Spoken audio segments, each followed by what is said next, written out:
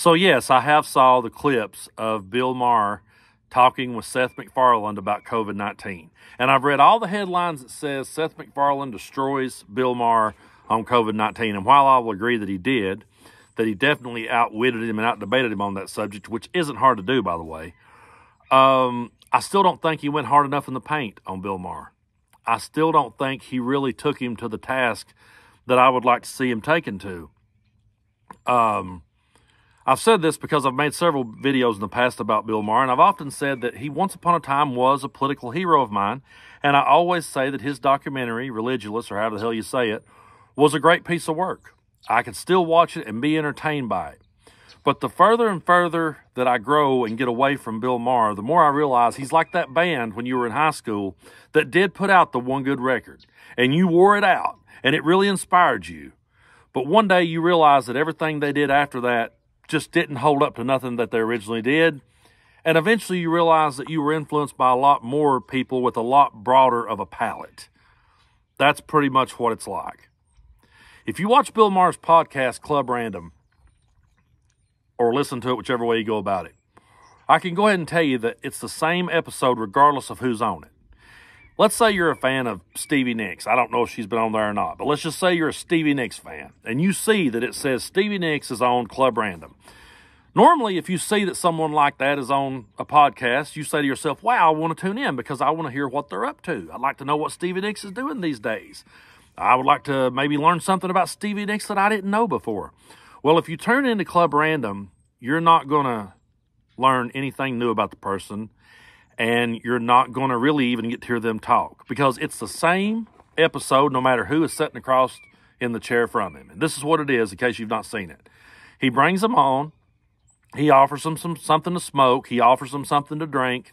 He sits around and shoots the shit with them just for a minute until he can find an opening to start talking about woke and start talking about has woke gone too far. Start talking about all the woke universities and all the things they're doing. And did you read this headline where these crazy people did this over here? What do you got to say about that? And he sits and talks about how bad it is these days to be a liberal and how he's the only liberal left and how that the left has just gone way too far and how you can't turn on your friends just because they support Donald Trump. He always has to go there. You can't turn on your friends just because they support Trump. You have to stay friends with people. You can't let politics divide you. Yeah, he says that. And then he always finds a way, and he talks about race. It's just not as bad as it used to be. I don't know why people are talking about that. I don't know why liberals can't let this go. And he sits there and just laments about how hard it is being the only good liberal in the room. And then he'll finally work it around to where he talks about the vaccine and he talks about COVID.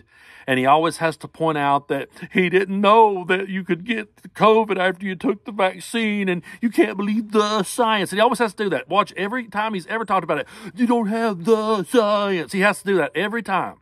He has to get that little punchline in. He has to get that little dig in there every time. And I'm sitting there going, God damn it, please just let me sit across from the chair one time with this idiot so I can say to him, listen, dude, I lived in sleepy little East Tennessee. Sleepy little East Tennessee. I drove down to a hometown pharmacy inside of a grocery store. I pulled into a parking space and dialed the number. And a lady come out of this little local hometown grocery store that if I named it, nobody would recognize it except people here. And she walked out with it in her hand and she said, honey, now, just because you get this, it don't mean you're not going to ever get COVID, okay? It don't mean. I said, I know that. She said, and you know what? You might get real sick, and your arm might be sore for a few days, okay? And I said, okay, because guess what? My hillbilly ass knew that going in.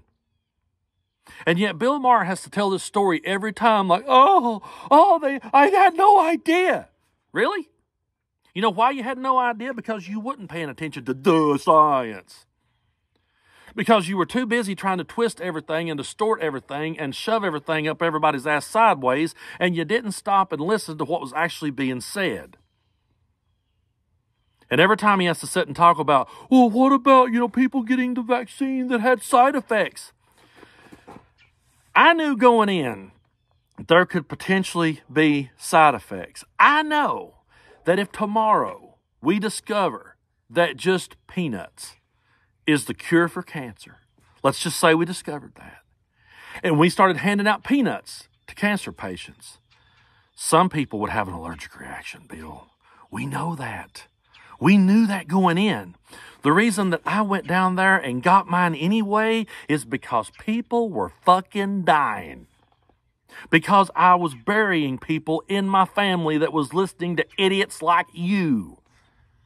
That's why that I went down there and said, you know what? Hey, I'm going to take one for the team here.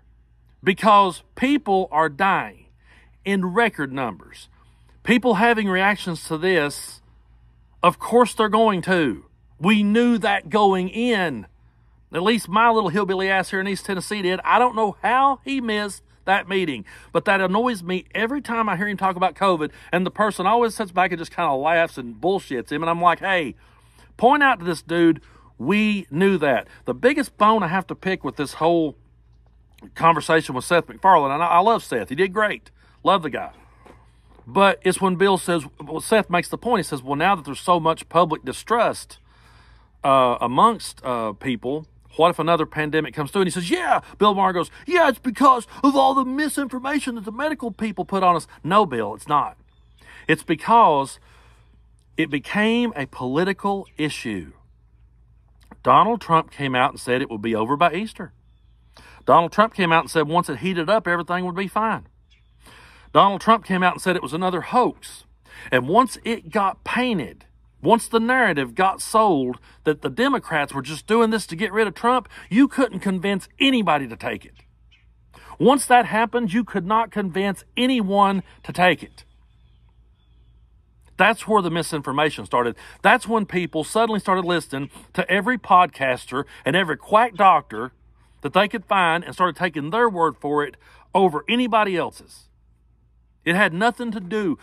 You have to understand, science changes, science evolves, science learns from its mistakes. And it tells you up front, there's going to be mistakes ahead. That's what science is. What happened is we didn't do a good enough job of teaching people that that's how science works. Once it became a political issue and everyone thought, they're just saying this to get Trump out of there, you could not convince them to do what was best for everybody. And that's the problem. And that's where the misinformation started. And I saw one person say, well, it was good to at least see them have this conversation. You know, back during the pandemic, you couldn't have these conversations. That video would have been taken down. Good. Take conversations like that out of the picture because all it did was muddy the water and distort shit, and more people died because of it. I personally put 2 in the goddamn ground that listened to people like that because they thought it was just all a hoax. It was going to go away once it warmed up. Yes, this hits a nerve with me every time I see him do his little science. And it makes me want to say, I once upon a time, I watched a documentary the guy made, and I loved watching him give hell to religious people. But that's where it ends with me and Bill Maher. That's where it stops, okay? That's where the influence stops. And I used to say, get me on his podcast, let me sit across from him. Now I wouldn't even want to. Fuck that guy.